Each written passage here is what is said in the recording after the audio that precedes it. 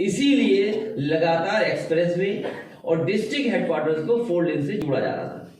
मैं भरोसा दिलाता हूं कि एक्सप्रेसवे बन रहा है, उस एक्सप्रेसवे की गुणवत्ता आगरा लखनऊ से भी बेहतर होती, लेकिन हमारे बाबा मुख्यमंत्री क्योंकि जानते नहीं कुछ चीजें, इसलिए उन्होंने एक्सप्रेसवे की गुणवत्ता गिरा दी है, खराब की है। गोरखपुर के लिए सड़क बन जाएगी और एक्सप्रेसवे जिस तरीके जुड़ रहा है उससे जोड़ने का काम करेंगे। दूसरा इन्होंने कहा राम जानकी मार्ग, अगर आपको याद हो तो एक बस यात्रा चली थी और वो यात्रा बस चल रही कि नहीं चल रही, जो नेपाल बॉर्डर से चलती थी, और उस समय मैंने मांग की थी कि जिस यात्रा में लोगों की आस्था जुड़ी है, भरोसा जुड़ा है, लोग परंपराओं से जुड़ना चाहते हैं, हमारी धार्मिक यात्रा करना चाहते हैं, उस सड़क को 6 लेन बनना चाहिए। 6 लेन मैं आज भी मानता हूं और इस नौजवान जो पत्रकार है उससे जुड़ता हुआ कहता हूं कि सरकार को इसकी बात सुननी चाहिए। हमारी नस्ल ने, और हमने नहीं सवाल इससे पूछवाया, अपने आप इसने सवाल किया है। वो तो बात इसके सवाल से मुझे याद आ गई है कि कम से कम नेपाल को जोड़ने वाली सड़क जिसकी समाजवादी पार्टी ने मांग की थी कि 6 लेन बनना चाहिए। दिल्ली में, यूपी में उनकी सरकार है, डबल इंजन की सरकार, कब इस मार्ग को 6 लेन बनाएगी ये बता दें।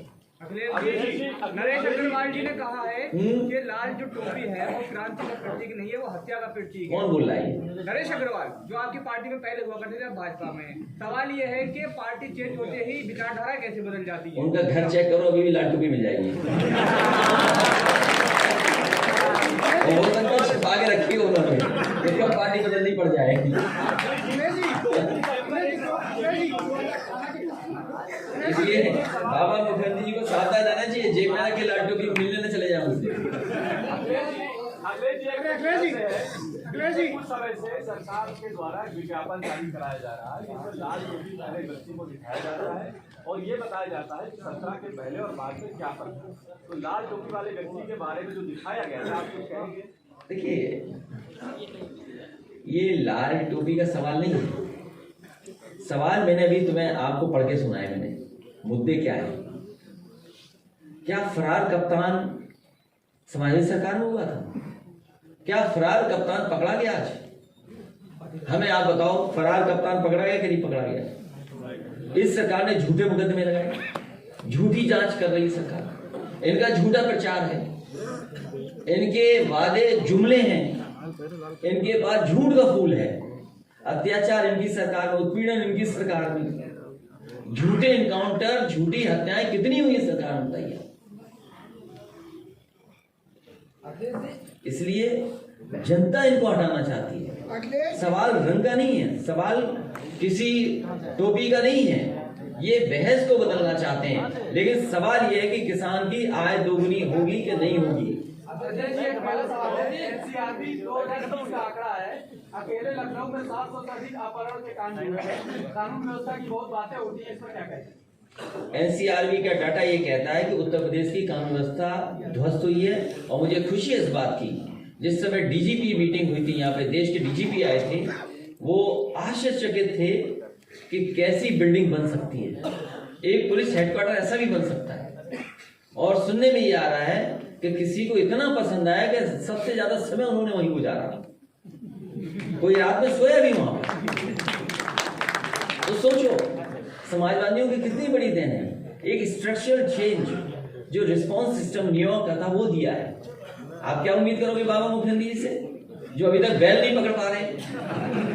अभी आगरा में गए, बैल आ गए उनके सामने, वो मिलने आया था कि नमस्कार करने आया था, मुझे यही नहीं पता। कभी सवाल ये भी तो उठाया करो कि बताओ बाबा मुख्यमंत्री जी से मिलने कोई आया आगरा में? कौन आया था मिलने? आप मत बोलिए, पहला आवाज चलेगी तो आपको भी केस हो जाएगा।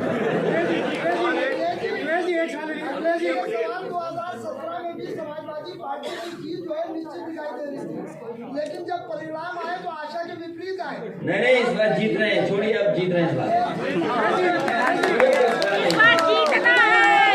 ये सरकार बनने जा रही, आपको गिनती पूछना चाहिए, गलत सवाल पूछना। ये इनका सवाल पूरी तरीके से गलत है। इन्हें पूछना चाहिए कि 300 से ऊपर सीटें जीत रहे हो कि नहीं जीत रहे हो।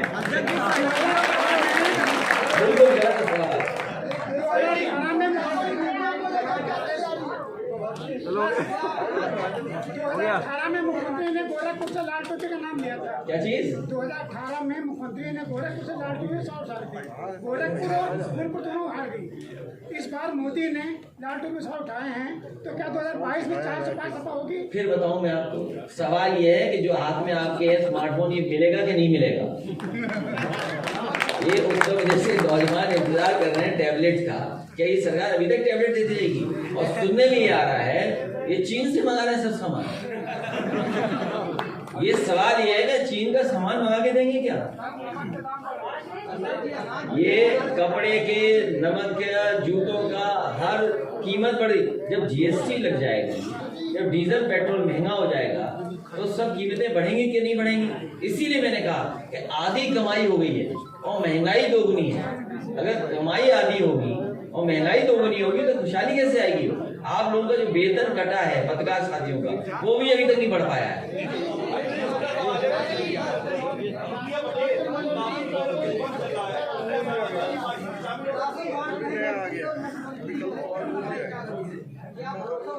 ये गरीब जानता है। पहले ये राशन बांटने का कार्यक्रम नवंबर तक था। आपको अच्छी तरह पता है कि ये जो गरीबों को अनाज बांटने का कार्यक्रम नवंबर तक था और अब इन्होंने मार्च तक कर दिया। आज भी अखबारों में बड़ा बड़ा विज्ञापन है और विज्ञापन में ये कहा गया कि मार्च तक है। ये मार्च तक इसीलिए है क्योंकि ये जानते हैं कि मार्च के बाद चली जाएगी सरकार इनकी। अब मार्च के बाद तो समाजवादी को देना है, इसलिए गरीबों का खाना, बच्चों के लिए मॉडर्न किचन, कैंटीन, और जिस तरीके से गरीबों के लिए खाना कैंटीन में मिलना शुरू होना था, जो मजदूरों के लिए अच्छा खाना, पौष्टिक खाना देने का इंतजाम किया गया था, दोबारा समाजवादी सरकार बनेगी तो गरीबों को मुफ्त भी खाना देना पड़े, कैंटीन बनानी पड़े, तो बनाने का काम समाजवादी लोग करेंगे। साथ ही साथ गरीबों का जिस तरीके से अनाज का पैकेट बुंदेलखंड में बांटा गया था, जिसमें घी भी था, सरसों का तेल भी था, याद कीजिए, सरसों का तेल भी था, घी भी था और मिल्क पाउडर भी था, वो भी दे रहे थे। तो गरीबों को जब तक न्यूट्रिशनल पौष्टिक आहार नहीं मिलेगा, ये केवल बस दे देना चाहते हैं।